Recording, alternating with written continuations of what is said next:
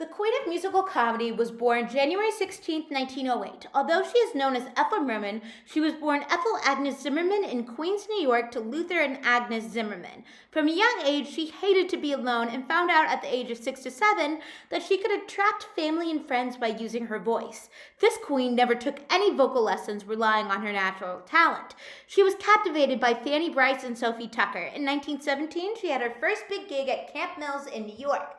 She sang to encourage the boys going off to World War I.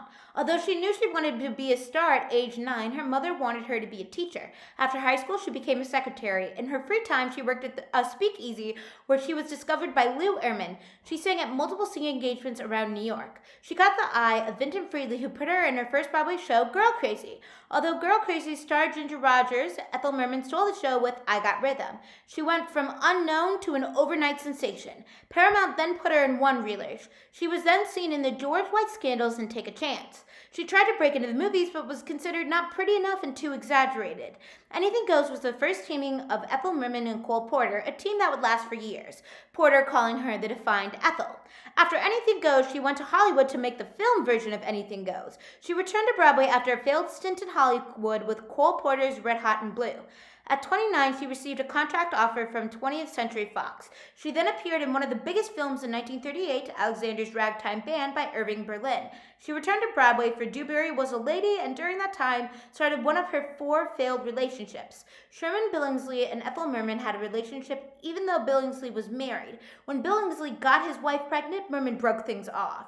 She rebounded after with Bill Smith, and they married between performances of Panama Hattie. They got married after knowing each other for 2 weeks. They quickly divorced and she got married to Robert Levitt. Robert Levitt hated musicals but was enthralled by Merman. They had their first child together, Ethel Jr., in 1942. She was a perfectionist and wanted to keep going.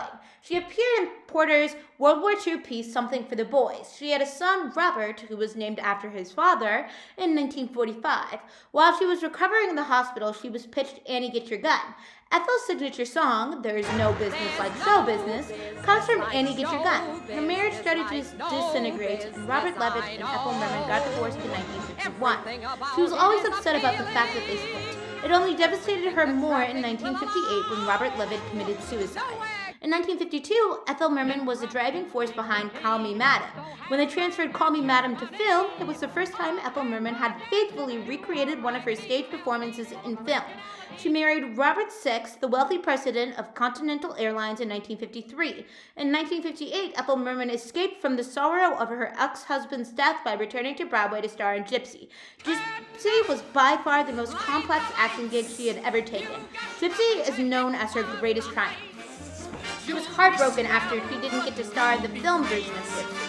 She found out Robert Six was having an affair and divorced him in 1960. In 1963, she returned to Hollywood in It's a Mad, Mad, Mad, Mad World. What kind of an attitude is that? These things happen. They only happen because the whole country is just full of people who, when these things happen, they just say these things happen, and that's why they happen.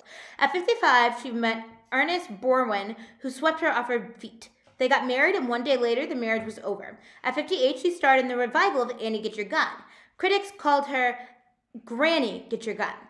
Got no diamond, got no pearl, still I think I'm a lucky girl. I got the sun in the morning and the moon at night. Got no mansion, got no yacht, still I'm happy with what I got. I got the sun in the morning and the moon at night. In 1967, Ethel Jr. died by using alcohol and pills. In 1970, to help deal with the grief, she returned to Broadway in Hello Dolly, closing out it's Broadway run. Did I bring a song? I brought an orchestra. Hit it, boys!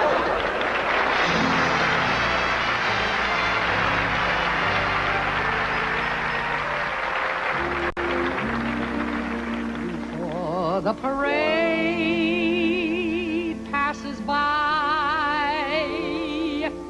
I gotta go and taste Saturday's highlight. She wrote an autobiography in 1978 and turned to solo work for the rest of her career. In 1982, she made her solo appearance at Carnegie Hall. On April 7, 1983, she collapsed from a massive stroke and was diagnosed with a brain tumor. She died February 15, 1984. She was 76 years old. Ethel Merman's legacy outlives her, and she has made a massive impact within the theater community.